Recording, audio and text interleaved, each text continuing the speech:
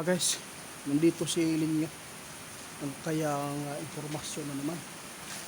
Kinakabahan ako dito. Kaibigan, Linyo. Oh, bakit po? Ano po nakita po ninyo sa vlogger na to? Naalala ko po yung sinabi po ninyo na mayroon pong mga vlogger, lalo na sa sobrang sakit na magpuna, manglait, yung mga nag-reaction mga idol, may nakuha na naman sa kaibigan na masama dito mga idol. Sa lahat ng makapanood sa atin, no? Grabe, may nakita si kaibigan na mayroon pa ring susunod dito sa kay Mima Alicia, na isang content creator na nagre-reaction pa rin mga idol. Kahit hindi po siya namatay sa kanyang pangbabas, pagre-react, no? Talagang magagamit po ito sa mga tao na para isira sa iba. Naku po.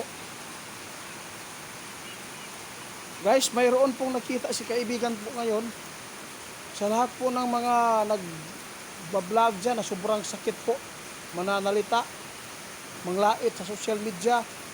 Huwag po natin pagpalit po ang content natin sa buhay natin mga idol.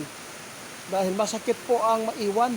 Yun po ang totoo. Ngayon, nag-alala si kaibigan dahil mayroon po silang nakita na isang vlogger, mayroon na naman pong susunod dito.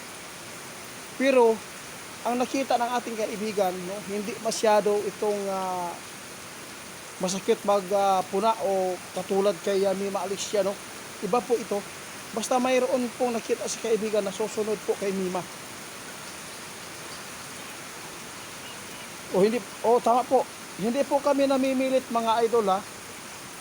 Kung hindi po kayo maniniwala, basta kami pinapaabot lang ninyo ang mga impormasyon na kanilang nakakalap.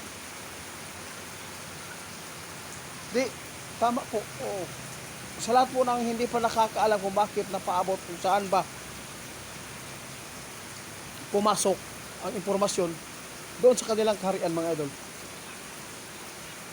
Baka sabihin nila, kaibigan, maritis ka. Oo. Guys, pakinggan nyo mabuti, ha. Sa lahat po ng mga vlogger, mag-ingat po tayo, no? Baka mayroon po mga kaalitan. Lalo na pag ikaw ay medyo masakit-sakit din magsalita, nagre-react ka sa ibang mga politiko, katulad po ng kritiko, no? Huwag lang po, dahil nag-alala si kaibigan na mayroon pa daw nga susunod na vlogger na mawawala. Hindi po ito masama na magbigay po si kaibigan ng impormasyon, pagpapaabot, kasi pumasok talaga para ang mga vlogger ngayon na sobra pong manglait, no? Ingat-ingat na lang po mga idol. Kailangan po natin isipin po ang ating pamilya. Pwedeng gagamitin po ang mga ginagawa po ninyo sa social media. Mahirap tuntunin po mga idol ang mga salarin. Kailan lang nakuha ninyo ito kaibigan? Kailan lang po ninyo na kuha itong impormasyon na to? Kasi parang nag-alala din po ako nito, ah. Sa ating kaibigan, wala po pamabanta? Ay, tama, salamat. Sa una, mayroon pong banta sa akin, no? Noong tayo ay nire-reactan. Grabe. Pasalamat tayo mga idol na walang impormasyon sa kaibigan na delikado buhay natin sa social media. Wala. Sige kaibigan. Guys, yun lang po ang impormasyon ngayon ng kaibigan natin. Kaya lang, mag-iingat po tayo dahil sa kaibigan nag-alala.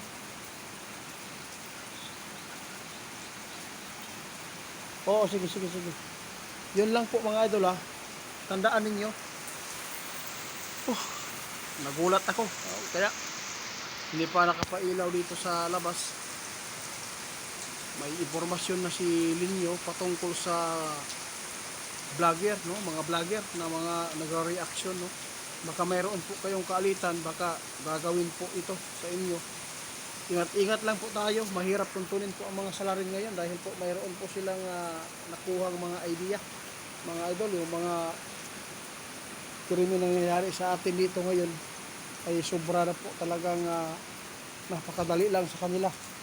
Basta't mabayaran, mga idol. Isang impormasyon na nakakilabot dahil mga vlogger po ang pumasok sa karian ng ating kaibigan na ito po ay dapat ninyong makuhaan ng aral. Hindi po tayo magpapasobra dahil lang po sa content para lang kumita tayo sa social media. Yung iba mga idol, no? Nagko-content para lang kumita. Hindi po pampersonalan. Para dali silang umangat yung Facebook nila. Ngunit mali ang ginawa ninyo. Kaya sa kaibigan ngayon, nag-alala sa nakikita dahil mayroon pong susunod sa kay Mima Alicia. May vlogger na naman pong matigok